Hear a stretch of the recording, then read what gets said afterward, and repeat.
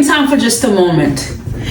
I love food history because number one, it allows me to appreciate more of what's on my plate. Number two, it also gives me an idea of how food changed our world, our society, and how you and I connect with each other globally, right? So lamb meat, okay? Lamb is a meat that comes from young sheep, okay? And things like goat stew, lamb stew comes from the Middle East diet, like places like Kuwait, Iraq, and Turkey. Okay, so for example, the Spanish brought lamb and go to places like Mexico and South America, and then the Brits, the French, and the Dutch, they brought lamb and go to America, and then the Indians went down to my neck of the woods, down the islands, and introduced us to goat and meat, right?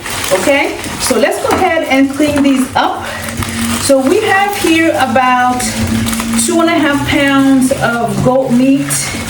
And then we have here half a pound of, I'm sorry, this is lamb meat. 2.5 pounds of lamb and then half a pound of goat. Now I love the combination of them both because goat meat is very earthy, very gamey. It's got lots of flavor and I love putting them together, okay? So by the time we trim off this fat here, we're gonna have about 2 pounds left, which is what is required in our recipe. All right, so our 2 pounds of lamb and goat meat are nice and clean and trimmed, okay? I like to pat it a little bit just so we can remove the excess water, okay? And then for our seasoning, okay, we simply have 2 teaspoons of adobo seasoning. And then we have here some salt and pepper, okay? And then we're gonna use the juice of half a lime. By the way, when you are working with lime or lemon, if it feels a little bit like you're not getting enough juice, just toss it in the microwave for like 20 seconds and then it's gonna be nice and soft, okay? So this one's pretty good. All right.